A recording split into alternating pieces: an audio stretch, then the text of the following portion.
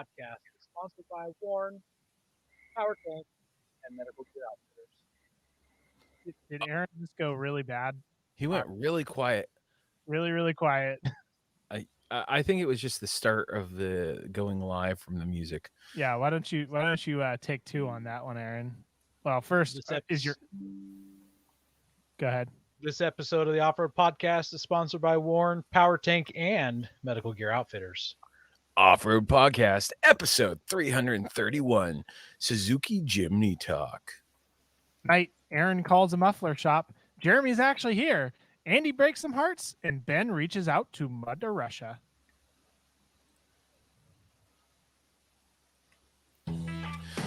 Welcome to Communist Russia Off-Road Podcast, a podcast about everything off-road. We cover the news, review products, and interview people in the off-road industry. I'm your host, Ben, and I'm here with my co-hosts, Aaron. Welcome back, Jeremy, and our guests, Andy and Tony, who is currently in the future, and welcome to the show.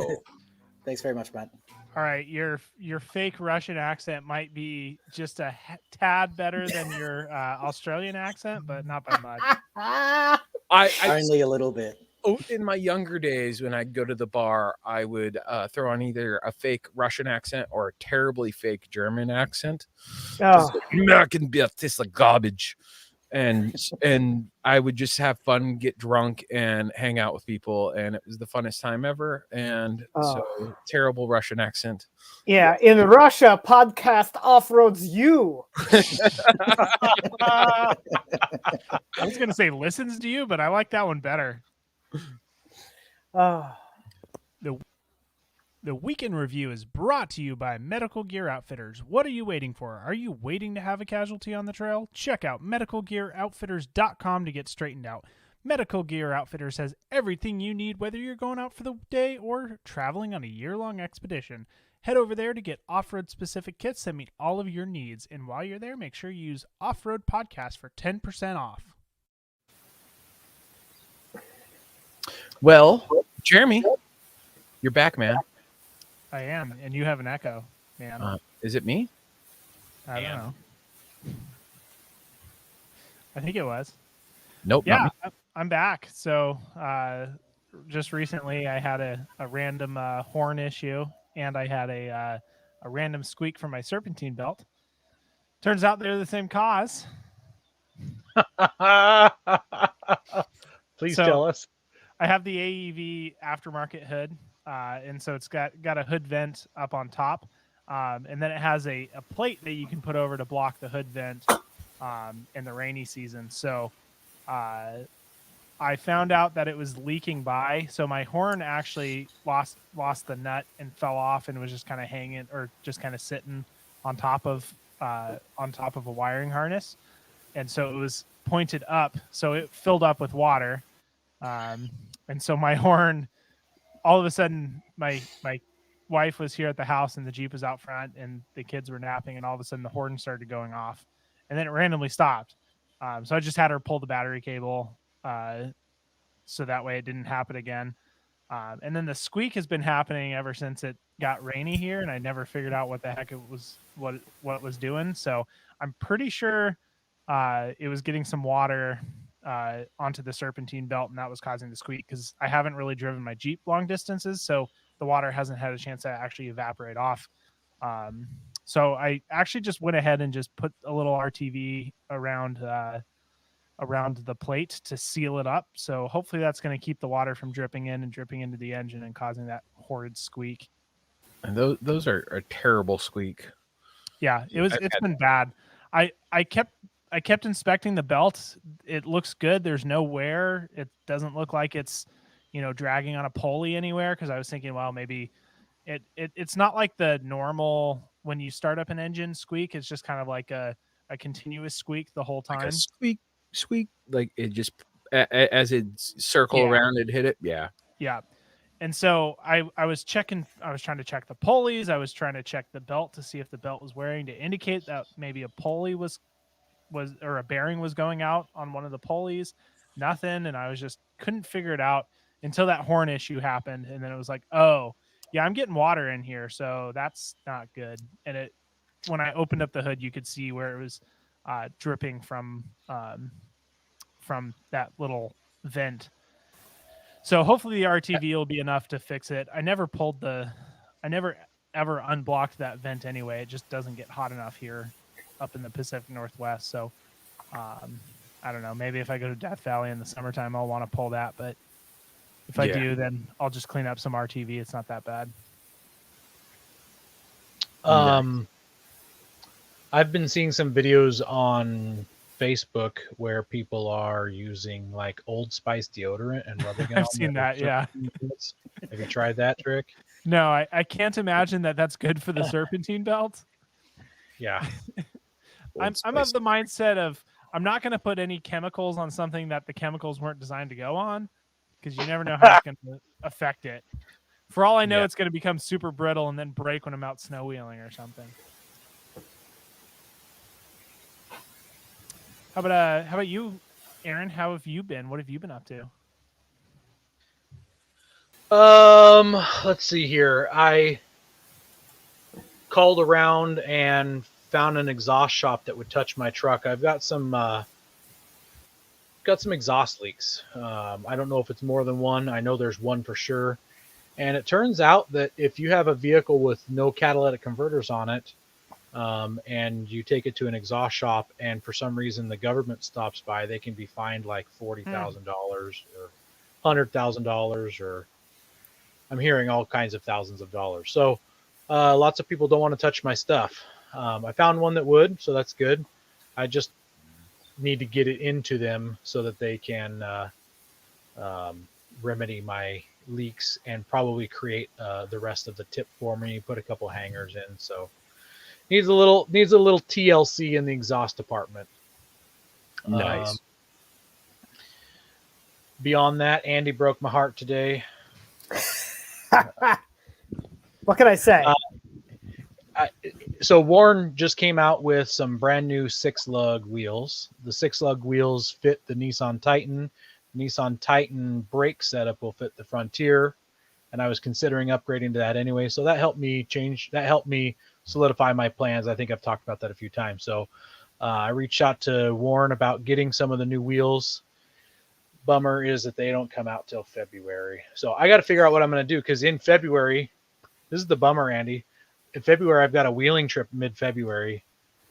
I don't even know if those wheels will clear the calipers on the Nissan Titans, because some 17s won't. So, what I can do is I can, if you want to shoot me an email, this is a little inside baseball here, but if you want to shoot me an email, I can probably get an inside diameter for you.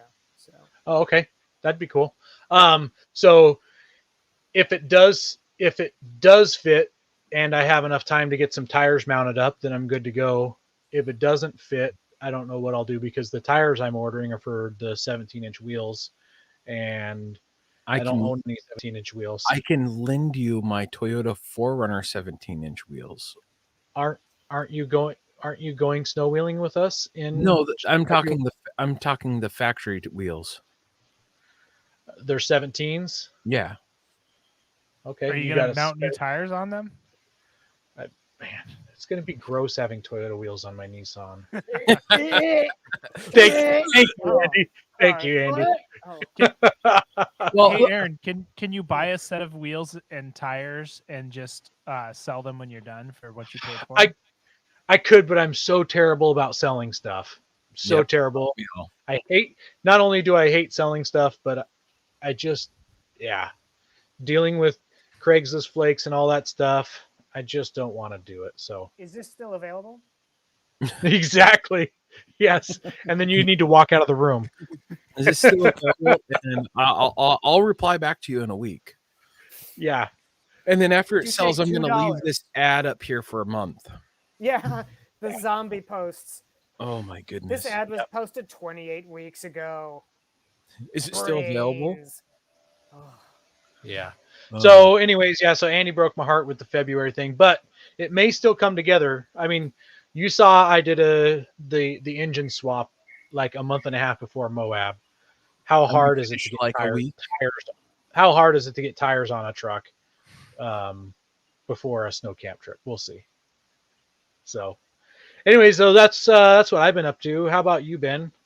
Well, I am finally feeling better. I'm like 95%. Still need my inhaler if I get huffing and puffing rolling around, but I can walk across the house and go to work and not die from the COVID. So damn good start. I'm happy. So I'm finally gonna start working on the Forerunner. Finally. I need to get my shed cleaned up. That's my goal tomorrow, is get my shed cleaned up and cleared out so I have a place to work that's going to be dry, and I'll probably use the diesel heater to warm it up. So, real quick, I'm going to interrupt. Max says hello from Northwest Washington, or Northwest WA. I'm assuming it's Washington. It could be Australia too. I don't know. He said you all should say what make, model, and year of vehicles you're having issues with. I don't think any of us are having issues except for Ben's Forerunner. Oh, and Andy.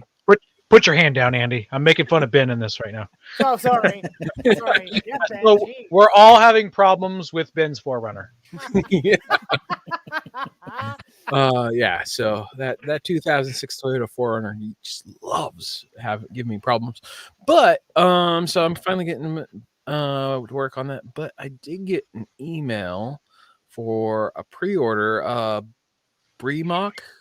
It's a Russian. Yeah. It's so it's one of the, what is it, the Russian, what do they call it, the Patriot? I'm trying to think of what the main name is. UAZ, there we go. Yeah. They make those really awesome vans, and that they haven't changed the bread, that they have not changed in they look like from the 70s, and they still are the same with slight interior upgrades. Probably from the 40s. Yeah. But so they make those. They also make the Patriots, which is their newer one. But this company called Bremok, they're importing in the vehicles in pieces and then assembling them here in California, and they're going to be selling them here, and they're selling for like $32,000. So I think if you want to take one on a test drive, you could play Mud Runner. There we go. I think that they're in Mud Runner or Snow Runner. That's a very accurate test drive. Very, very accurate test drive. I think I used one to pull out a log truck. Yeah, yes, exactly. So it's super reliable there. So I actually reached out to these guys to get them on the show because I'm kind of curious. I mean, that price point, I mean, considering what vehicles are selling for here now, that price point's pretty amazing for a very possibly capable off-road vehicle, and unique to what's on the market. So I'm like, hey, I hope you buy one so bad. I want you to buy one so bad too. So I can drive around with a fake accent. Look at my vehicle; it's much better than yours in your silly American Jeep. And then you can't even pronounce Bremok. Nope, I cannot pronounce Bremok. Well, you do look at the specs; they are solid front and rear axle. It's not going to be real high horsepower at this point. And apparently, I think it's a 2-liter 4-cylinder or something like that. Something like that, yeah. Yeah, but you get, they're also going to have a decent warranties. They're going to try to stand behind it. So. Yeah, no, it's got a lot of potential. So I don't know. I mean, lots of things promise lots of potential, right? Yeah, my parents told me I had a lot of potential too. Look at me. Yeah, my mom still thinks I'm a perfect child. So jokes on her. Does she know you? That's what my wife says too. But I mean, I've been bouncing around looking at different vehicles. I kind of want something different, newer. I was even looking at like the 2022 Nissan Frontier. I think I shared in our group chat. There was a comparison between it and the 4Runner or the Tacoma, and it was hilarious to look at the front end of it. Like the headlights look the same. It's like the grill. The only difference is the grill is flipped upside down and it's got a different logo on it. And then the clearances, the Tacoma has slightly better clearances. So it's like, I don't know, there's some cool stuff out there. So who knows? Maybe I'll get some US imported Russian vehicle, or or I'll just keep driving the 4Runner. But Or not driving the 4Runner. or not driving the 4Runner. Yeah, Yeah. Yeah. all sorts of possibilities out there. So yeah, that's been my life. Andy? Yeah. Let's see. I fixed the starter on my 92 Mitsubishi Pajero, so that was good. Officially fixed? Well, I'm not really sure what it did, but it keeps starting, so that's good. I think there was some corrosion built up on the sender wire to it. So I gave it a good jiggling, which sounds terrible, but I did. And now it keeps starting, so that's good. Now, the day after, my four-wheel drive, I've been talking about it so much, I've completely forgotten what I'd call it. Anyway, the unit that engages and disengages the actuator, four-wheel drive actuator on the front axle seems to be stuck in the engaged position. Now, on a 92 Pajero or Montero, it's not that big of a deal because you can run it in four-wheel high because there's a center viscous coupler, and so it's just like driving an all-wheel drive vehicle around. So I'm still good to drive around, but I got the old voltmeter out yesterday and checked for a resistance on one of the vacuum actuated or one of the vacuum solenoids, and basically it's a solenoid that operates the vacuum, and I'm not getting vacuum on that actuator. So I tested the solenoid, and one was perfect, and the other one I'm not getting a reading on. So for about $20 American, I was able to get a genuine factory part. Should be here on December 2nd, and we'll see if that takes care of it, and I can operate in two-wheel drive again. So and that's if it comes on time. Yeah, right. It allegedly is shipping from the east coast of the United States, so we'll see. Luckily, I have another Pajero that has almost dead batteries now that I also can't reliably drive. But I do have a 94 Mitsubishi Delica that I can drive, although it does have a split CV boot. So anyway. Yeah, Just can't so run, can you? around it. Well, you know, you get enough 25 plus year old vehicles, you're bound to have one that works most of the time. So anyway. Yeah. So how about you, Tony? What have you been up to? I got back from work about 2 weeks ago. I've been away for the last 3 months, so there was a bit of a withdrawal from being able to go out and get a wheel on and all those kinds of things. So pretty much not long after I got home, I disappeared up to a place called Sandy Cape, which is about 4 hours north of Perth. And it's one of the, unfortunately here in Western Australia, we kind of live under a bit of a communist regime of rules in regards to what we're allowed to do and what we're not allowed to do at the moment. So I headed up to Sandy Cape, which is kind of the first of the beachside camp spots that you can legally camp on the beach without getting in trouble with the local park rangers and whatnot, and they come and throw you a fine for parking for camping anywhere else. But headed up that way, beautiful area. I am having no troubles with my car. It's must be nice. Lovely. it's lovely. So yeah, no, she's running like a dream actually. Apart from not being driven all that much in recent times until I got home. She's been driving really well. And just planning out my next adventure probably in the next week or two. I'll be going out again and having a good time. Nice. Hey guys, we're looking to reach more listeners. We're going to start reading Apple iTunes reviews on air. If you hear yours, send us a message with your address, and we'll send you an Off-Road Podcast sticker. You can find all of our social media by just searching our name. Now, go hit that subscribe button.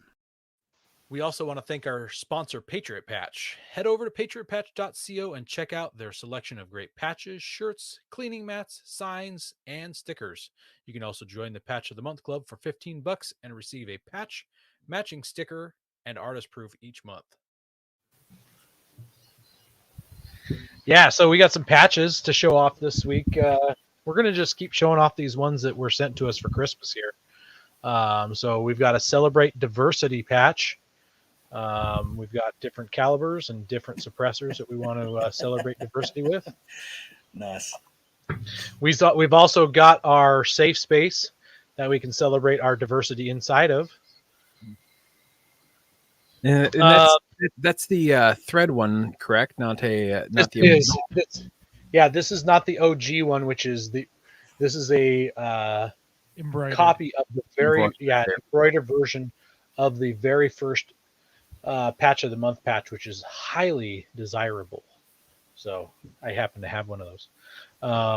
The forbidden popsicle, you do not put the forbidden popsicle in your mouth. So that is, if you can't tell, that is a red hot suppressor. And then last but not least, Patriot Patch. So meta. Black. Yes. Subdued. So, yep. So yeah, make sure you're checking out Patriot Patch. We mentioned last week we got some turkey patches and Thanksgiving nod patches for Black Friday. So check them out. They're a great sponsor. There you go. Ben's showing them up there, right there. So yeah. The news is brought to you by PowerTank, the ultimate mobile onboard air system for performance, versatility, and reliability. They are your source for all air-related accessories. Check them out at powertank.com.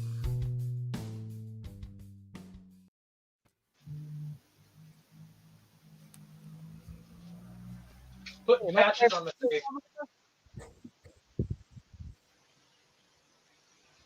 What was that?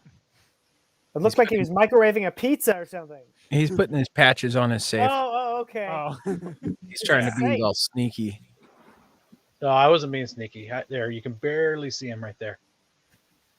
All right, so our news this week, we're talking electric stuff this week. So this one, I'm not sure who in China approved the name or the spelling for this vehicle, but it's called the Candy, Kandi.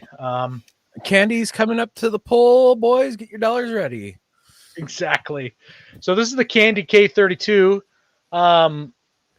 Practically the same size as a Toyota Tacoma, Nissan Frontier, Ford Ranger, but it's got a pretty glitzy interior. But the thing to know about this is that it's basically a side-by-side with a truck body. So pretty neat. You can get two different versions, a 60-mile version or a 150-mile range version. If you don't know, they are made in China. The cheaper of them is almost $28,000. The more expensive is $34,500. That's a lot of scratch for a UTV with a truck body. That's not American dollars, is it? It is American dollars. Yeah. I don't know. I'm torn. It looks really cool. Yeah. The amount of fender gap there has me going kind of ugly. But it's like, hey, it comes pre-lifted. All you got to do is throw on bigger tires. It's like, oh, I just spent $30,000 on. The wheel wells need to be bigger though to fit bigger tires, like the front. They do. So the tires are a 265/65 17, which is a 30.5 by a 10.4. 10.4, good buddy. This looks like what you get when you buy a Ford Ranger off a Wish. One thing I do like is the tie down cleats on the outside of the bed. That's like straight up 1990 Mitsubishi Mighty Max. Yes, or the Except old not as Toyota good. pickup trucks. Yeah. That's Well, like. I mean, I like those exterior cleats. It looks like it has some great potential, but I'm all for EV four-wheel drives. Don't get me wrong, but this to me doesn't do much for me personally. no, this looks like you'd be great on a farm, like as a farm truck. Okay, I've got to drive across the farm. Yeah, who's going to spend $30,000 to $35,000 on a farm truck? Especially, I mean, it's got a super nice interior. When you're doing farm stuff, you're getting dirty. Yeah. Stay on that picture.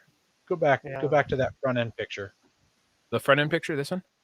Yep, that one right there. So here's the next thing. I don't know if you can make that any bigger or not, but this winch, the winch is a hidden winch, but the fair lead is mounted on this, like, you know, when people put the gauge in their lower lip and it makes their lower lip stick out. Bubba gum. That's what's happening here. And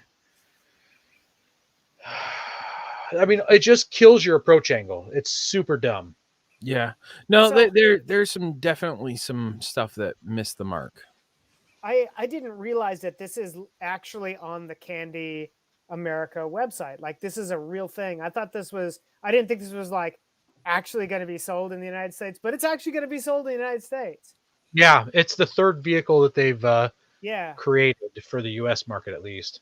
I've never It looks seen like any it's of them. independent. in real I life. hadn't either. Although it did mention that one of them was seen in one of the Tiger. What was that Tiger show? The Tiger King. Apparently, Tiger there was Oh, one wow. was in the Tiger King show. So I'm looking at I don't watch that. I'm looking at this picture here, and if you look at the rear back tire, it's not solid axle, it's IRS. So it's Correct. It's a side by side. It It's is a independent. side-by-side. It's independent all the way around. Is it So- road legal? Is it going to be road legal?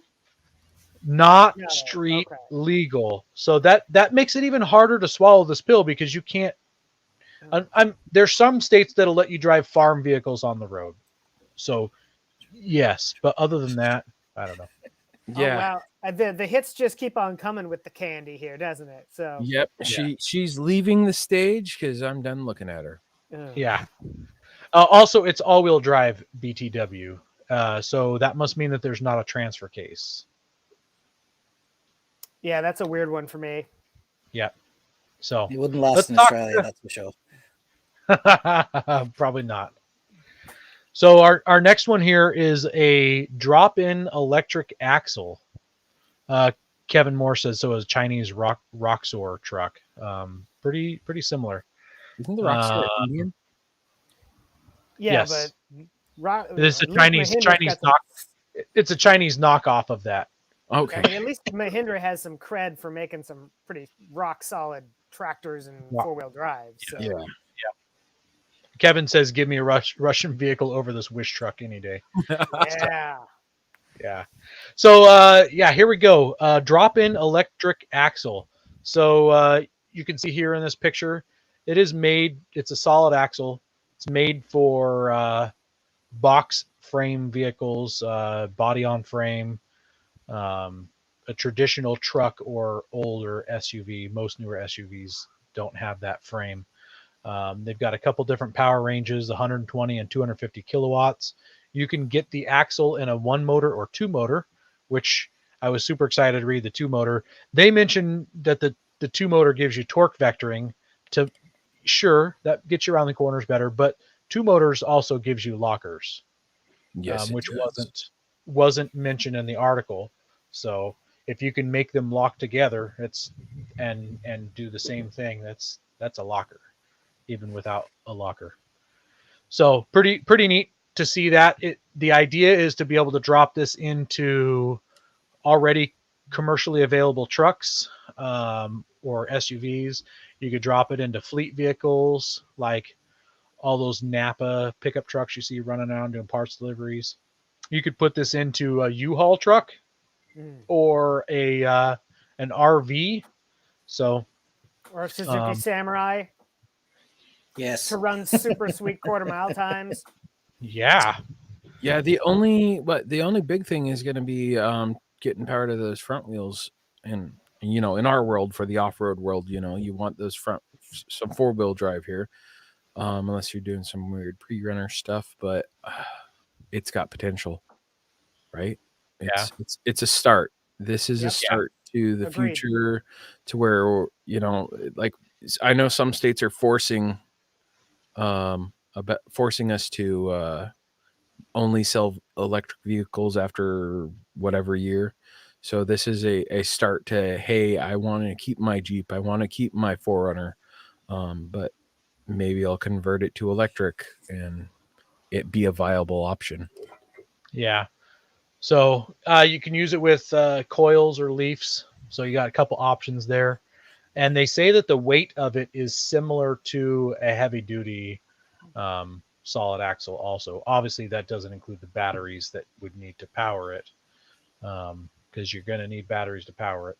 Yeah. So More D cells than an 80s boombox. yes. Yep. No pricing yet. So there you go. There's our electric news. for tonight. Electrifying. Go prepared with Warren Industries. They produced the first recreational winch in 1959 and lead the industry with their dedication to quality and reliability. When you dig yourself in deep, make sure you have the right tools to get yourself out. Get Warren equipped and go where others can't. Now, let's get ready for adventure and head into our main topic.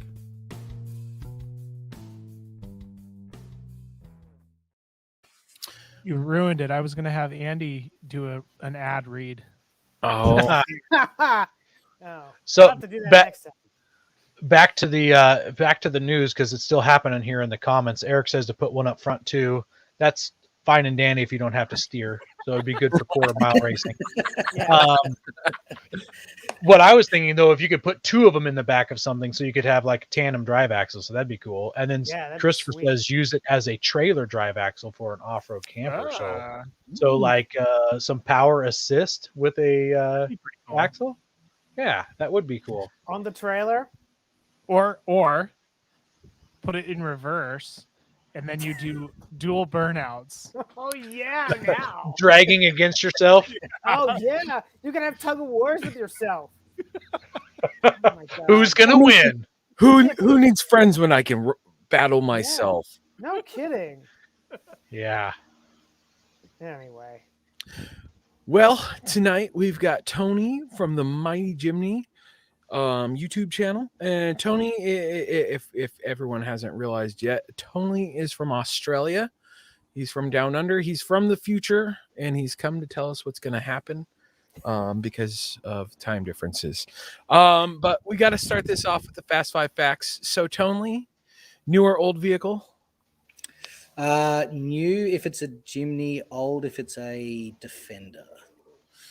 Ooh. Summer or winter camping?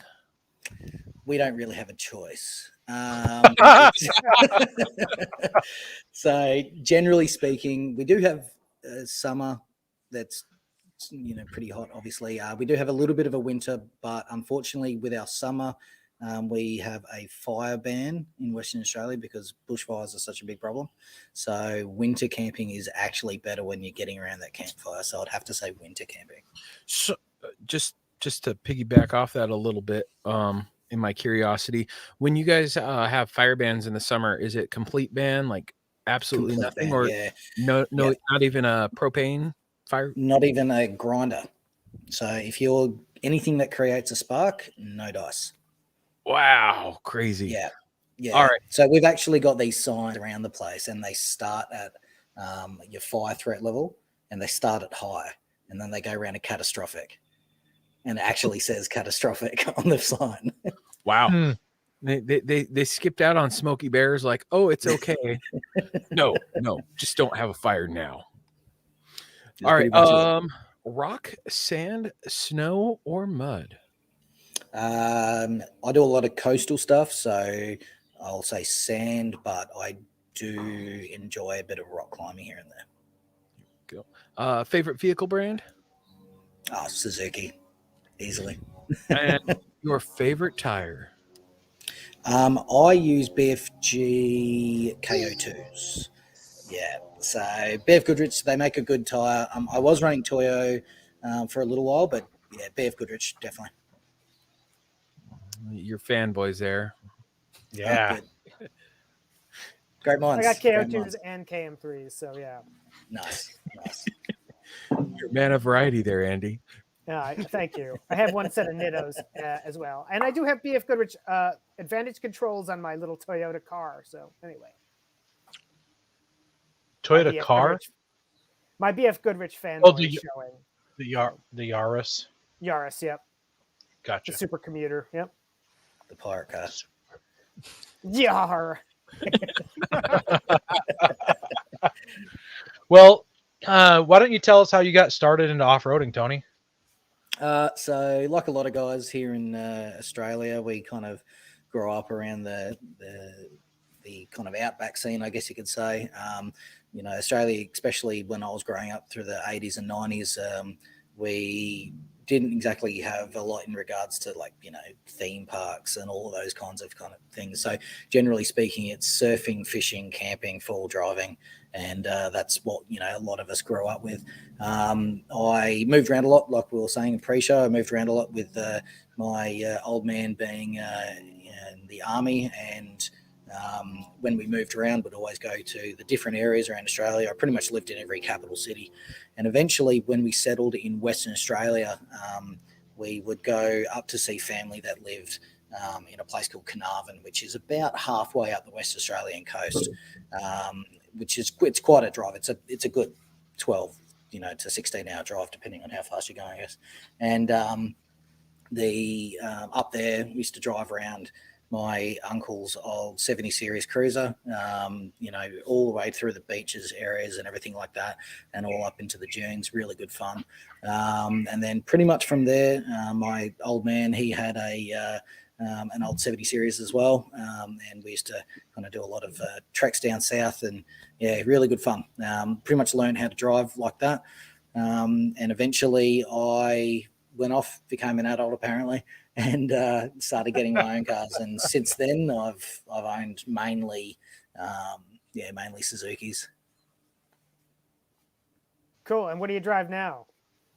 So I've got a 2019 JB74 Suzuki Jimny, which have been extremely popular here in Australia and in places like New Zealand, South Africa, and Europe. I was quite lucky when I got mine. I got mine on release in Australia, and back then they were relatively reasonably priced. But like we were talking about before, with the shortage of them here in Australia, there's a 2-year waiting list to try and get one. And with that 2-year waiting list, it's not only driven up the price of a new Jimny, but it's also meant that the second-hand market's gone through the roof. Which is, good for those trying to make a bit of extra coin, I guess, but unfortunate for those who are trying to get their hands on a Jimny. They're pretty much impossible to get at the moment. And those who have got the money and they're keen enough, they're certainly offering it up for it. But definitely, yeah. But this is the third Jimny that I've owned. So if you include the old Sierra as well. I think you were saying before we went on air here, you were saying that it was 27,000 Australian dollars. And just that's right, yeah. Right. And so just for those here in the United States, that's approximately 19,500 US dollars. Yeah, which is a pretty reasonable price for what it is. I mean, let's be honest, it's a little 1.5 cylinder, 1.5 litre 4-cylinder, really look capable micro Overlander, and that's exactly what it is. It's not a Lamborghini. It's certainly not a cruiser. It's limited in a few ways, including things like its fuel range and things like that. So $20,000 US is a pretty reasonable price for what it is. It's and that was actually pretty good value. Since then, new in Australian dollars is about, I don't know what the conversion is. I think it's about 72 cents to the dollar at the moment. It's about 38,000 for a new one. And guys are offering between $45,000 and $50,000 for a second-hand one, because if you want to jump that 2-year queue, you're going to be prepared to pay for it, apparently. And guys are, really front-loading that cash. 38,000 Australian dollars is 27,474 American greenbacks. So and 50,000 US. 50,000 Australian dollars. You're looking at 36,150 United States dollars. That's a lot of It's almost as much as that candy car. So you too can have one of these. Yes, I'd take a Jimny. At least it's over street the legal. candy all day. 100%. Every Oh day. yeah. I would leave it not street legal here in the States and still enjoy it more than candy. Oh, yeah.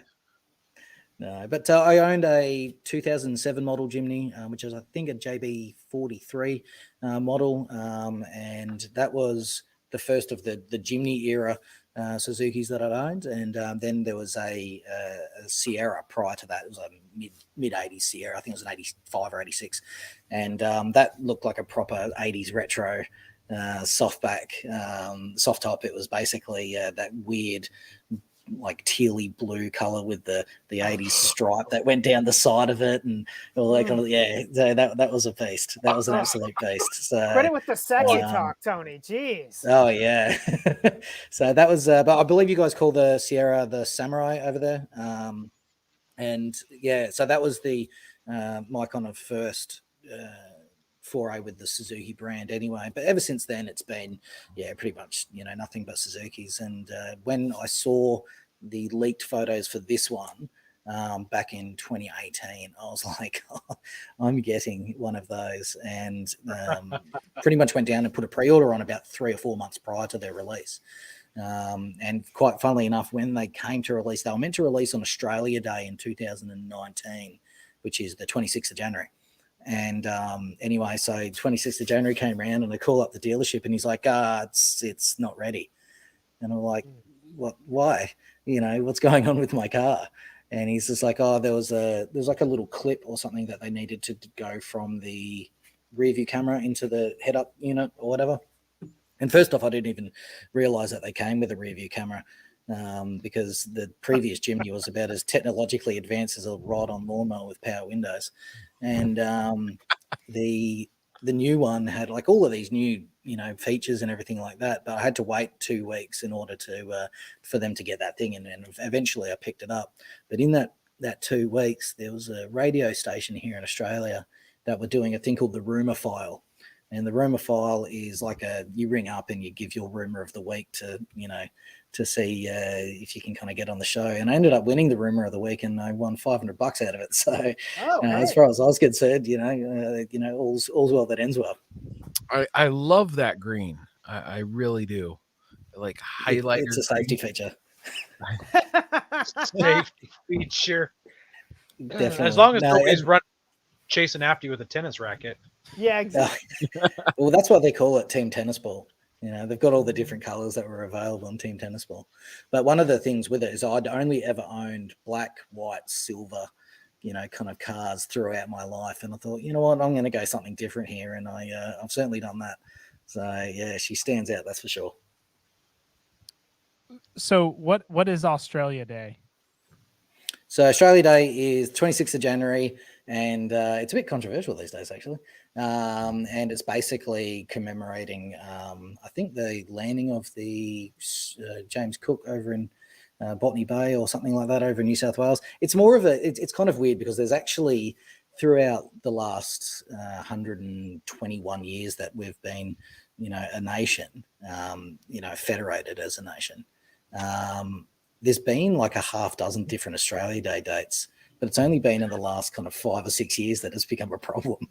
So I don't really know. But yeah, so it's just a bit of a thing where usually, people drive around with Australian flags hanging off their cars and they get the fake Australia Day tattoos on their cheeks, and girls run around in Australia Day bikinis and wear their flag as a cape. So that's pretty much it. And everyone gets around and has a barbecue. So it's pretty good. I enjoy it. It's like every day in the States with our flags. To be honest, it's about the only day of the year that we're actually patriotic. Is that why it's controversial? There's a few things. I don't really want to get into the controversy. No. I was taking a joke. I don't think it's worth it. So, what was your first off-road vehicle? So my first off-road vehicle was a 2007 Nissan X-Trail. Oh yeah. It was terrible. The main reason why I got it was at the time it was the worst car I've owned. The main reason why I got it was actually that's not true. I owned a Jeep.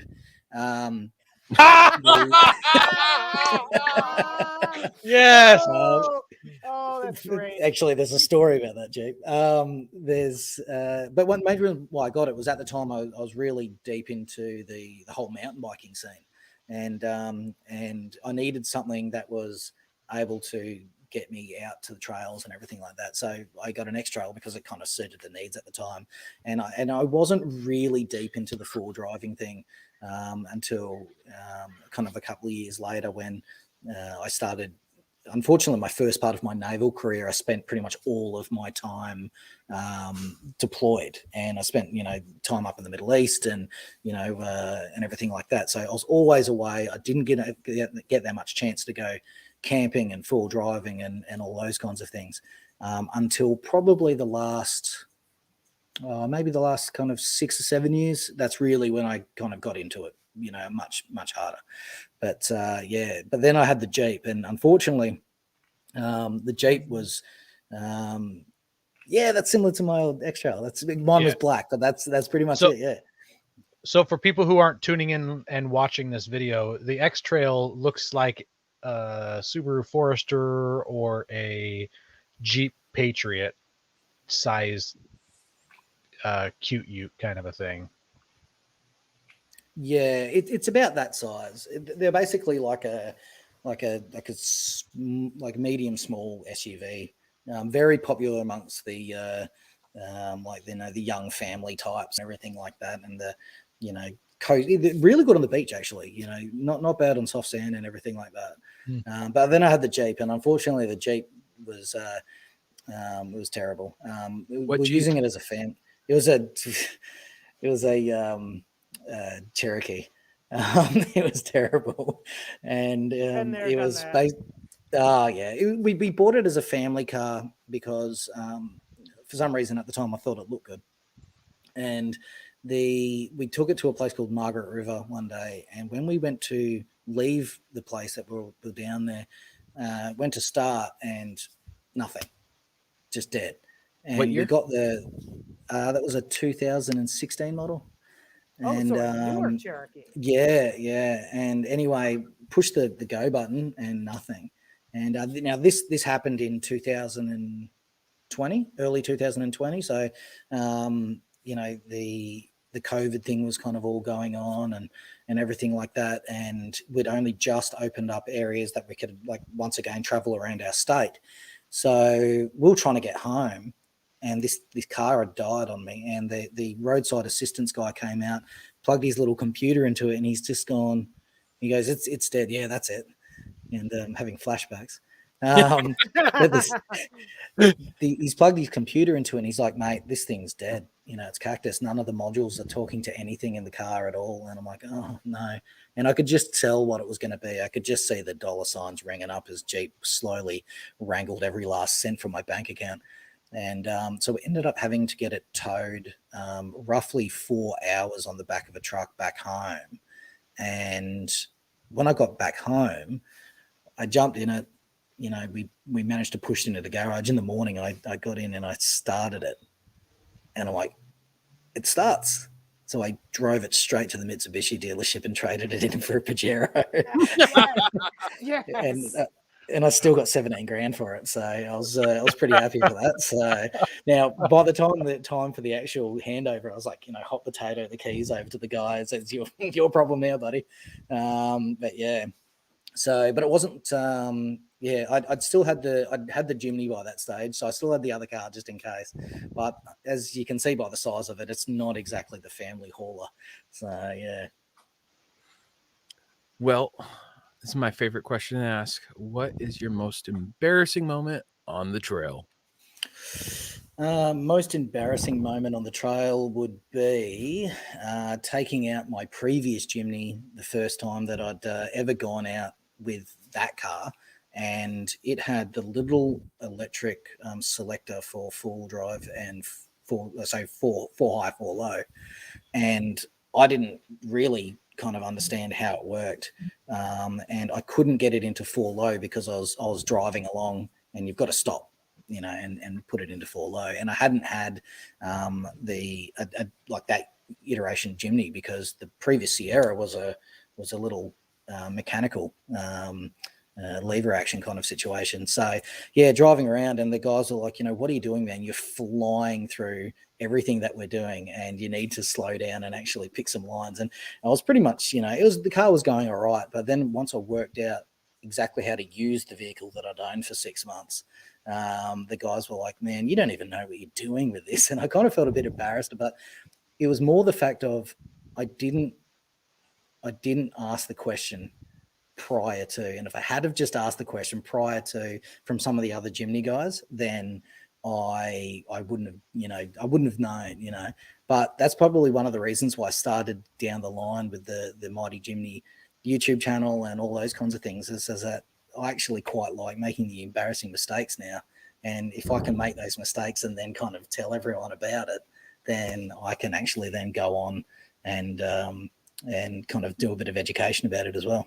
That's why I go in ditches. Not really. Yes. I was going to say, I wonder if that's Ben's problem. Maybe he never figures out how to get into 4 low so he can go slow enough. Hey, that actually would make a lot of sense. Yeah. I don't know what 4 low is. Full send, my friends. Well, do you have a biggest win on the trail? Oh yeah, that would probably be with my previous Jimny pulling a Pajero out of the wide body Pajero out of the shit. He was pretty much there's a place called Mundaring Power Lines, and this is one of our like more technical 4 drive tracks that we go to and do a bit of rock crawling and all that kind of stuff. And I've got a photo of it actually. I should probably try and find it. And the car itself, so he'd managed to try and go up this this pretty steep incline, and he's just rocked back, and he's on 2 wheels with his 2 front wheels in the air, and I've managed to get my snatch strap onto him and use it as basically an anchor so he can actually get his car back down and everything like that. So I'm going to put that as a win and as a Jimny assist recovery on the larger vehicle, because most of the time when we go out, it's the the little 4 drive and stuff like that, and most of the guys I hang out with, they're 79 series cruisers, they're GU patrols, they're all the bigger 4 drives in the area, and they love to just full send, and they're like, is the Jimny going to be able to keep up? And then almost every time there's, can you get the Jimny to pull us out of the shit because we've done it again? So yeah, it's good fun. I enjoy it. So what is your favorite place to wheel? So in the area that I live now Western Australia is huge. It's about 2 million square kilometers larger than Texas. So it's massive. It's about 4 times the size of Texas roughly. And the area that I live down in, so the capital city of Perth, I'm about 40 minutes south, and all around us are some stunning beach lines and everything like that. But for the actual forest full driving and everything like that, there's a place called Captain Fawcett track. Now, this is an old logging track that they cut pretty much through the Dwelling Up area. Now, Dwelling Up's an old logging town that got wiped out by a fire. Oh, God, it must have been early on in the piece, maybe 1930s, if not before, and got completely wiped out by fire. And they moved, instead of rebuilding, they just moved the whole town and rebuilt it again. And through that area was the old logging track, the old Captain Fawcett logging track. And they used to basically, bring all the timber up there. Years later, they actually turned it into a full drive track, and to a full drive track, and now it's a bit of a commemorative track, but it's really well kind of put up. It's technical enough that you get a good day out. It goes for about 160 Ks or so. It's technical enough that you'll get a good day or 2 days out if you camp along the trail, but it's not so technical that newer full drive owners can go down, enjoy themselves and still take the chicken tracks and and get around the B lines if you need to for some of the more serious kind of obstacles. But yeah, really good fun. And one of the things I like about it is that it follows part way through the Murray River. And there's 2 Murray Rivers in Australia. One's the big one that separates New South Wales and Victoria and South Australia. And then we've got the little pissweak one here in Western Australia that's tiny, and that basically runs through the Dwelling Up area and then out to the Mandurah estuary. But that's a beautiful area of the world, and being out there amongst the gum trees is definitely one of my favorite places to go. And are there places that you want to go that you haven't been yet? So I've been to quite a few places, but I haven't gone wheeling and overlanding there yet. And that's probably Arnhem Land and Catherine, which are really really beautiful places in the north of Western Australia. I also want to go over to the Glasshouse Mountains over in Queensland, and then do the Cape York run all the way up to the northern tip of Australia there.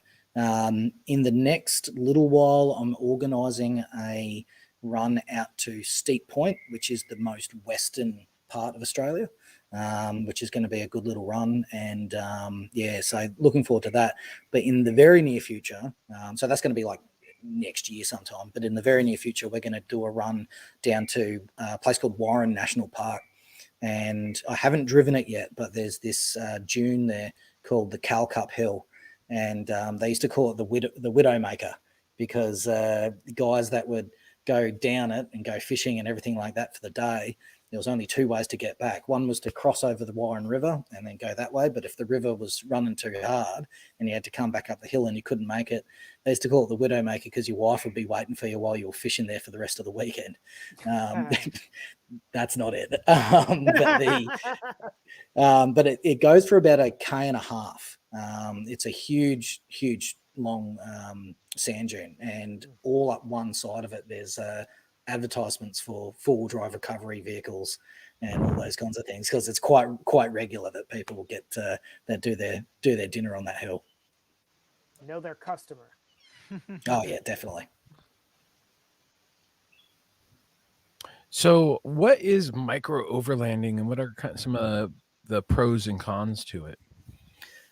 So a micro overlander, kind of like what it sounds like, is essentially, rather than having the full suite of gear with a larger four-wheel drive where you can pretty much take the kitchen sink with you, you're looking at something like a Jimny, or the previous model Jimnys, or the Sierras. I believe that the old Daihatsu Terios was one of the other ones, the other smaller type ones that they were using for a while. Even the smaller Wranglers and stuff like that do get used here and there. They're not quite small enough to be considered the micro overlanders type, but yeah, generally speaking, those really small Japanese style four-wheel drives, the Jimny is probably the most kind of prevalent that we see being used for that kind of thing. The pros are obviously, having a smaller vehicle means that you can get down some of those, those tracks and those unexplored places that people just never get to go down. If they're taking the big rigs with them, everything like that, they can't fit, and which is really good for the smaller tracks where you can get down and not destroy the track or your vehicle on the way through, which is fantastic. The other thing I personally really like about it is, look, I'm only a little guy. I love having that compact kind of car and getting around the place as a daily driver as well. So it does help in that respect. But the cons generally will come down to, three things. One, the space inside the vehicle. Two, your fuel range. And then three, the weighting of which you can actually carry. So, these things are obviously the forefront of your mind when it comes down to planning your trips, selecting the kind of gear that you want to take with you, and all of those kinds of things. So for an example, I'm not sure what the conversion is, but it's a 40-litre tank on the current Jimny, and there is a Lone Ranger extended range fuel tank which takes it out to I believe just under 80 litres, and that's essentially the difference between a fully loaded, I'm getting about 370 kilometers to the tank, and then that will kind of stretch that out with the Lone Ranger. Once I get that installed, will be somewhere around the 700-ish. The 40 liters is 10.5 gallons. Yeah, so there's only a tiny tank. Look, it's a small car, and that's kind of what we. The long range fuel tank is made by a company called Lone Ranger, and I think the ARB company are the ones that are stock listed for it here in Australia to do the installs and everything like that. So yeah, I'll be doing that early next year because I need the extra fuel so I can go do some Jimny adventures. But one of the things with it though is that if you don't have that long range fuel tank and doing what I have to do now is essentially you're taking those extra jerry cans and everything like that with you. The One of the other things that you kind of do is with your weight loading. Obviously, you don't want to be going over your GMV and everything like that, which is, just a safety thing. And one of the things that we generally have to sacrifice will be some of like the bigger ticket items when it comes down to your camping experience. So it's good in a way because it stops you from glamping because you don't have an option. Generally speaking, rooftop tents aren't a thing in the Jimny community. You do see them every now and then. There's a fella over in South Africa who runs a YouTube channel called Roam Overlanding. And that's he's now got a Hilux, but he started with a Jimny. And he ran a rooftop tent and everything like that. But even he acknowledged later on the loading on the roof for the rooftop tent was just too much.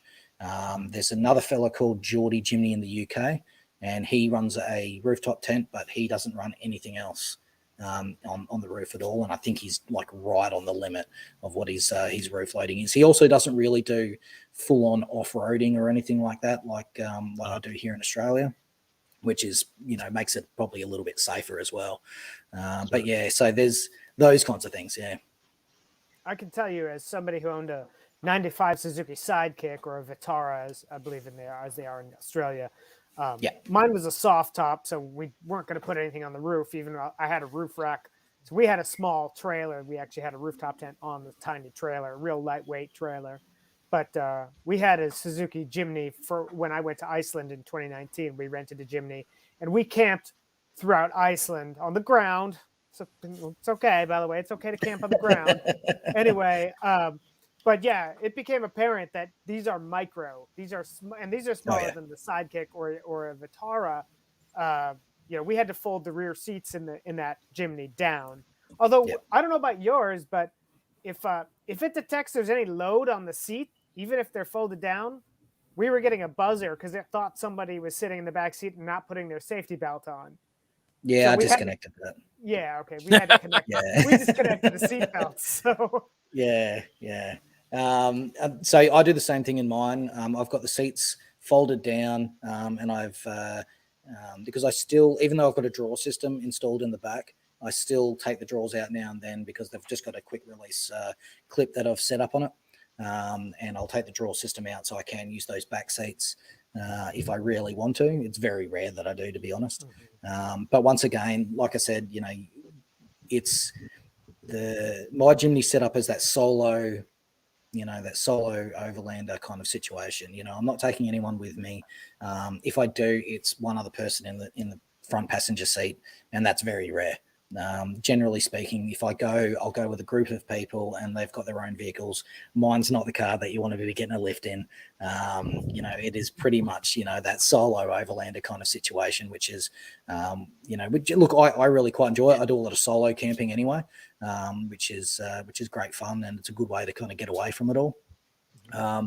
The things that I wish I could kind of take with me would be things like, especially for like longer trips, and when I go away from water, would be more water, more fuel, and things like that. But that's generally speaking something that I get around with planning a trip a little bit better. So I make sure that I'm going past an area where I can always dash in, get a bit more fuel, get a bit more water, and then kind of crack on that way.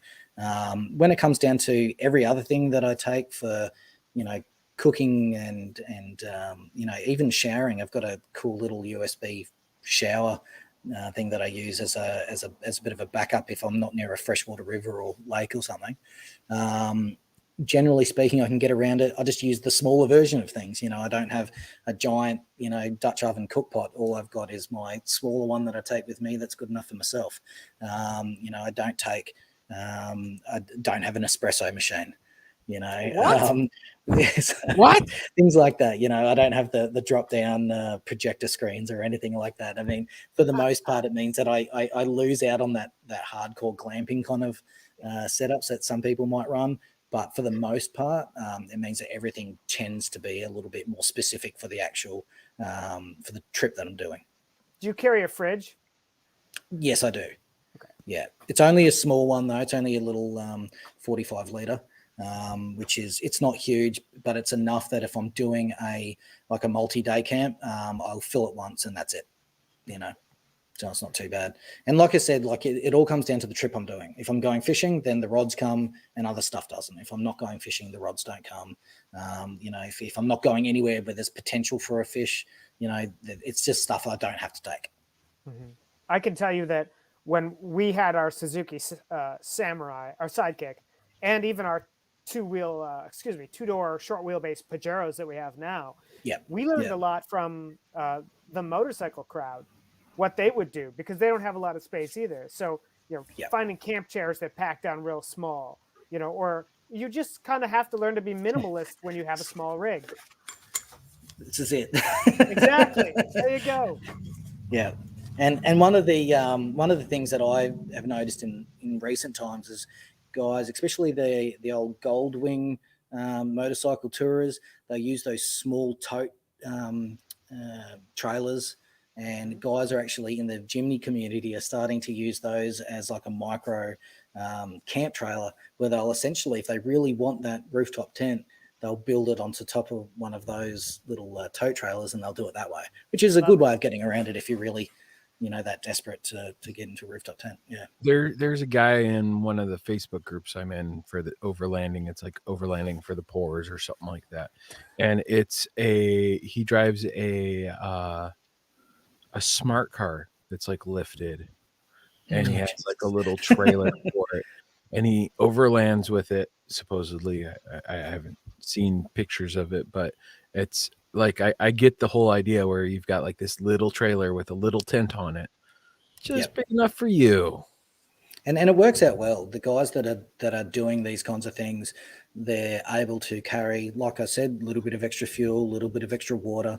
Your fluids is probably the biggest issue that guys have, because if you start throwing fluids up on the top of your roof, that's where you get some major issues with swaying and all those kinds of things, especially if your water and fuel cells aren't completely full. You get that free surface water bashing around the joint, and that's where you're going to get those really big sways, especially if you get those nasty crosswinds that we get here in Western Australia. So what would you say has been the worst thing? Oh, I'm sorry, I skipped over a question, Andy. Oh, was that my question here? No. So what is the best thing about the Jimny that you can think of? The color. No, I think the best thing is, look, I mean, I'm a bit of a Jimny fanboy, so I'm going to go with a couple of low hanging fruit things here. First off road capability. It's like a mountain goat, so they're really, really good, really fun. You have to be while they're able to almost do anything, you do have to have your nous about you and drive technically well. So that's good in that respect. But the newer Jimny, they've got that retro style that kind of throws back to the old Sierras and the SJ kind of line that they had, which gets its lineage from the old Wiley's Jeep, and the retro styling that they've done with this newer iteration is absolutely fantastic, and I love it. I think it's great.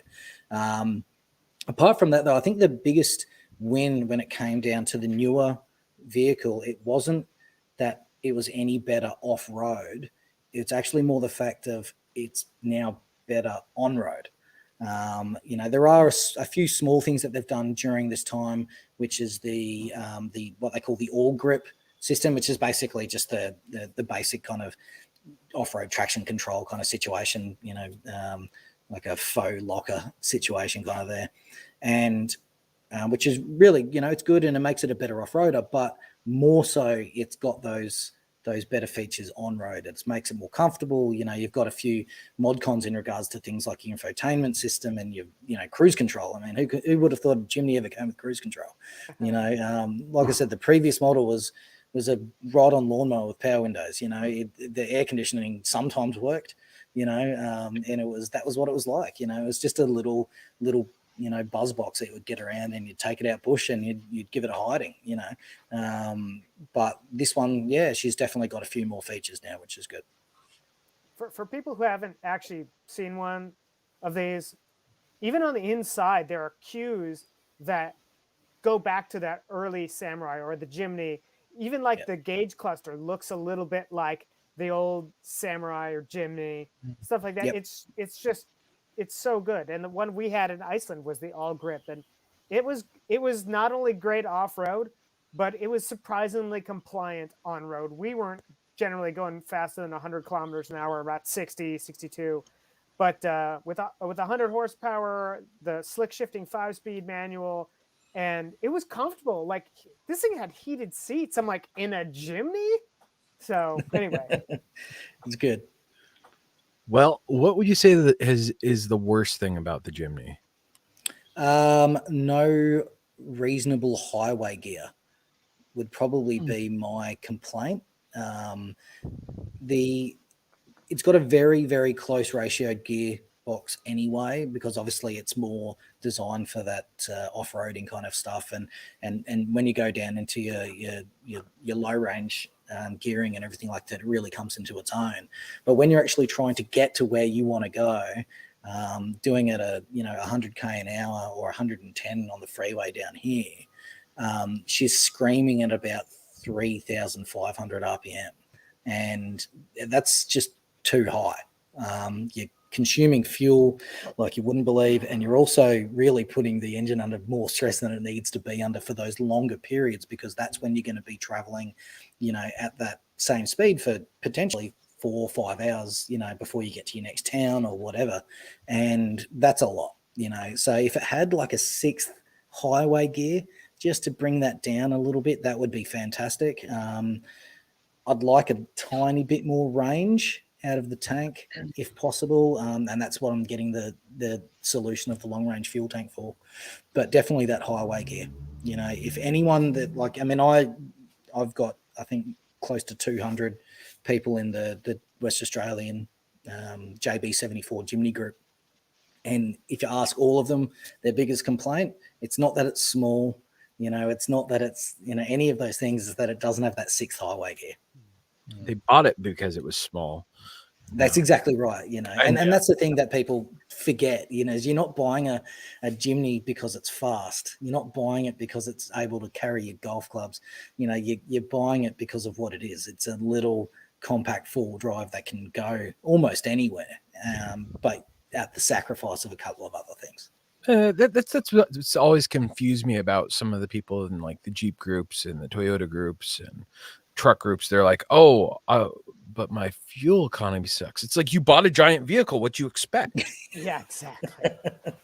You buy a giant vehicle loaded up to the teeth, and then you wonder why that you're consuming a lot of fuel. I mean, unfortunately, that goes with the territory. Yeah, no, I've seen people like they buy a brand new Tacoma and they do all this work to it, and they're like, I only get like 14 miles per gallon. Yeah, that's because you killed the aerodynamics and you threw a bunch of crap on it. And what'd you expect? P.S. You're 2,000 pounds over your GVWR. So. Yeah, Right. Oh yeah, 100%. That happens all the time here. We get 4-wheel drive shows where people will come in and they'll do this, GMV test, and they'll drive their car in to see how much it weighs, and they're like, mate, you're like 400 kilos over what you're meant to be carrying. And there's like, oh, but how could I ever survive without my espresso machine? And that's the big thing with it, is that you need to be driving to the limitations of your vehicle, because if you don't, there's potential that you're not going to get covered by your insurance if something goes wrong. Yeah, for sure. So you've mentioned some of the modifications that you've done to your rig, including a drawer system. What all kind of mods, accessories have you put on that Jimny? So the first thing I did when I got it was the Arb front bar. We call them roo bars here. You guys call them bull bars. The Arb intensity spotlights, I think they're 9-inch LED top style spotlights on the front. That was the kind of the first thing that I did, and then I swapped the tires out for 215 by 75 by 15 BF Goodrich KO2s. That was prior to getting the lift. Then I got the Ironman 50 mil lift and GMV upgrade, and then I swapped out to the 235 by 75 tires, which is the ones that you can see there in the photo. And they were just basically so I can, slightly bigger tires, slightly better off-road. They'd use a little bit more fuel than I probably would like, and I am actually even tempted to go back to a 215 once I due for a shoe change, because I don't know if I'm really getting the off-road performance out of the 235s that I really and I don't think it's much different to the 215, but it is definitely costing me more in fuel and range, so I might go back to that way. Then I've got the front runner roof rack system on top.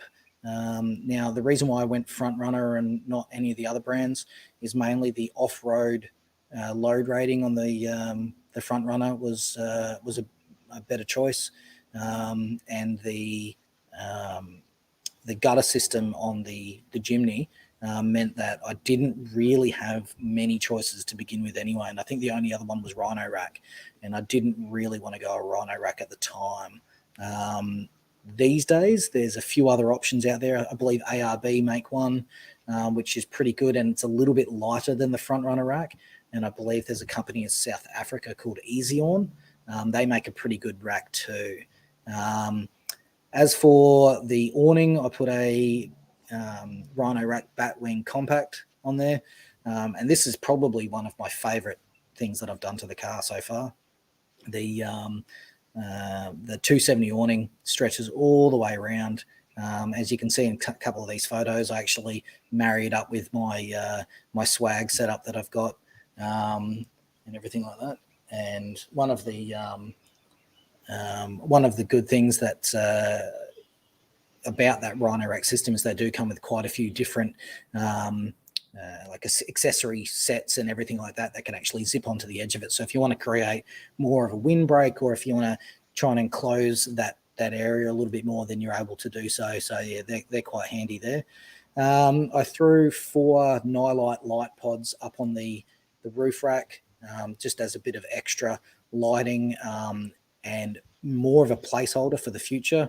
So I had a bespoke wiring harness all made up for the roof rack lighting, and with all Deutsch plugs and whatnot. So the plan is later on is I'll probably move to a set of 4 steady lights across the top there, which will be pretty handy for a bit more lighting, especially once you start heading out to the outback. It is prime time for hit and bruise, and you need to be careful. Kangaroos just come out of you like you wouldn't believe, and you've got to be very careful. You need to really make sure you open up your field of vision with your lighting into the sides of the bush as much as you can, because kangaroos have this habit of coming at you like a kamikaze pilot, unfortunately, and they'll just come straight in. It's no good. They do a lot of damage to your car as well. So, and I think apart from that, so what was that? I was going to say, I hear if you hit them at high speeds, they just disappear. They pop, yeah. So actually, funny story. My dad, when he was in the army, going from Sydney up to Brisbane, he woke up in a ditch in his old Tirana, and what had happened was, as he was driving along, a kangaroo had jumped into the side fender of the car, and the A-pillar of the driver's side window cut its head off. The head came through the car window and knocked my dad out, and he ended up in a ditch at some point. Whoa. And he woke up to this bloke with a torch at his face going, "Oh, bloody hell, mate, are you all right?" He's like, "Oh no, I don't know what's happened." And they ended up towing him out, and a young soldier he was, and they fixed his car up and sent him on his way. But when he got to his new unit that he was actually driving up for, they charged him for being AWOL away from his new unit. So even though we had all the excuses in the world, but yeah, no. Apart from that, I got the front runner ladder on the rear door there. Being a shorter statured dude, I need to be able to get up onto the roof to get my stuff. So that's up there. What else did I do? Oh, and I've got the GME XRS 330, which is the two-way radio that I use. Really good compact system, and it's got the removable handpiece and all of the options on the actual handpiece for using it there. And I think that is about it for the stuff that I've done so far. So I see some yeah. traction boards. What are those, like brand wise? Oh yeah, and so yeah, and I've also got some treads up there as well. I've never used them. I've not used them once. They're there. I haven't used them in anger yet. But you know what? It's better to have them if you especially because I do a lot of coastal beach driving and stuff like that, and that's really where they're going to come in handy. I don't really see guys use these things out in the bush very often because that's not the kind of terrain that you're going to be on, but certainly down on the coast, down the beach, yeah, that's where they come into their own. Haven't used them yet, but just in case, they're there. That's why you wear a seatbelt. You don't expect to have an accident every time, but you certainly put it on anyway. Right. Are there any accessories for the Jimny you'd like to see that aren't made yet? Well, that's actually one of the interesting things about the Jimny. Early on in the piece when I got the car, there's very little available. The reason why I went with the Arb Front Bar was because that was literally the only one available at the time to choose from. And it took about 6 months for the third-party market to catch up. But once it did, it was insane. These are probably the most accessorized vehicles that I can think of. There is absolutely everything that you can get for them. The one thing I would like to see, I use a bit of a custom setup draw system where I've had to, make my own brackets and all of those kinds of things. I'd like to see a drop-in draw system that you could 2 parts, bang, bang, drop it in with no issues whatsoever. There are bracket systems that you can get and all of those kinds of things where you can, remove the rear seats and then put a platform down and then bolt things to the platform. And it's just a lot of stuff going on. If there could be something which would just be a draw system with the right shape cutouts to meet the size of the boot and the shape of the boot, drop that down, that would be fantastic. That would make the storage issues of having a tiny car like this considerably easier to deal with. Yeah.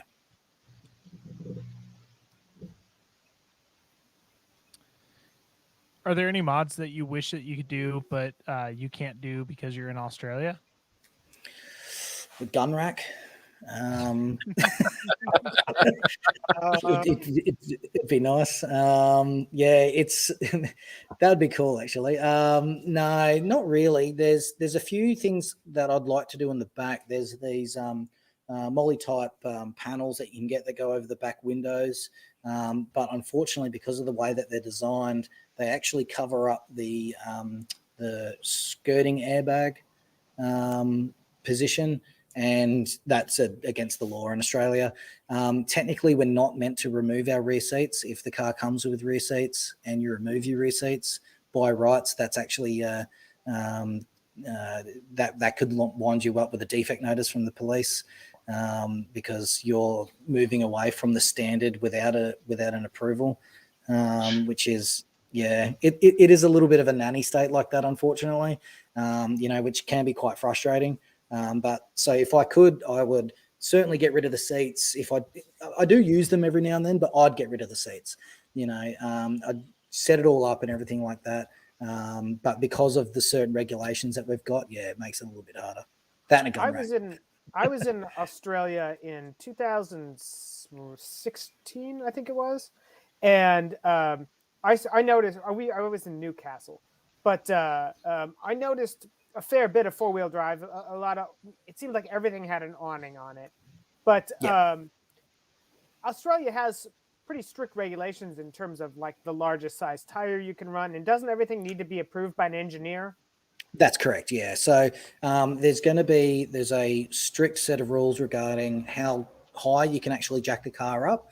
If you go any further beyond that, you need an engineer certificate.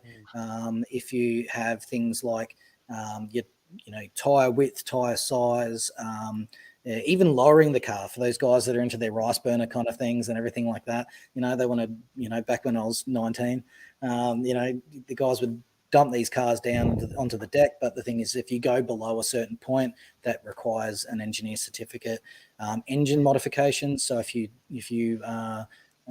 move away from what the standard engine So if you go from like a natural aspirated to a turbocharged or a supercharged engine, anything like that, then once again, you need an engineer certificate, all of those kinds of things. So yeah, there are certain things, especially if you move away from your manufacturer specific stuff at all.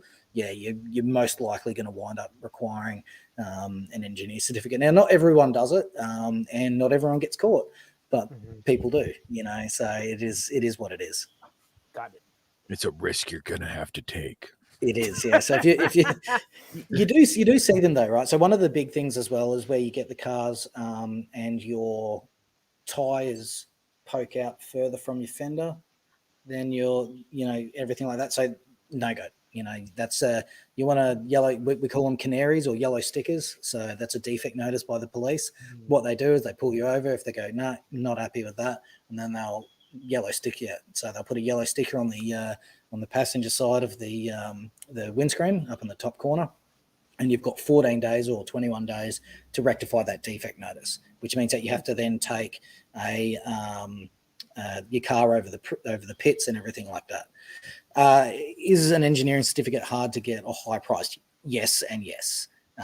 So generally speaking, because of the requirement, when anything becomes mandated and a requirement, it means that people are happy then to start charging you through the nose for it, and that's the problem. If it wasn't mandated and everything like that, and it was just it's recommended for your insurance to do so, it probably wouldn't cost so much. But unfortunately, because it's mandated, only a small amount of firms will do it, and most. I haven't looked into it personally. I haven't had to, but I'm tipping that for those guys to get accreditation from Engineers Australia, that's probably going to cost them a hell of a lot of money as well to do so. Hence, the cost ends up getting passed on for that. But like I said, if you don't get that canary sorted out pretty quickly, then they'll take your car off you. Wow, they don't play around. Hey, we're just going to take your car now. Yeah, actually, funnily enough, the most powerful law enforcement agency in Western Australia is the Fisheries Department. They don't need a warrant and nothing, and they will take everything.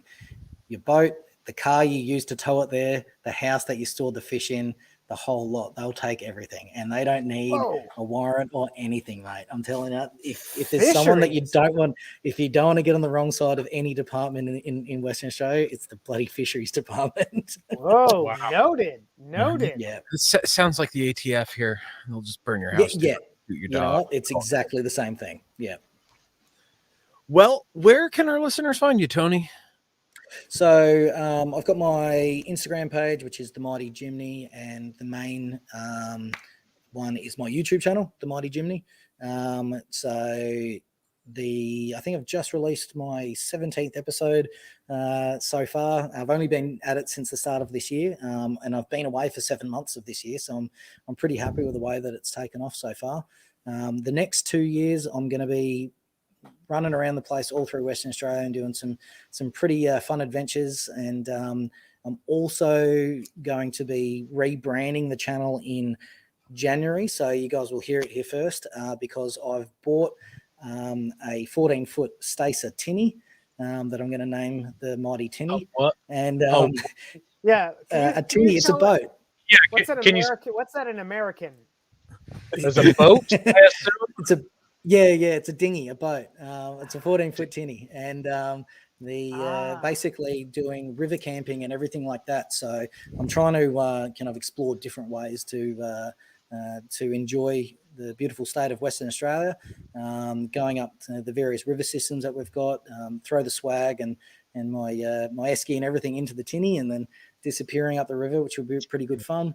And then doing the same thing with the Mighty Jimny, just going around and finding new exotic places that I can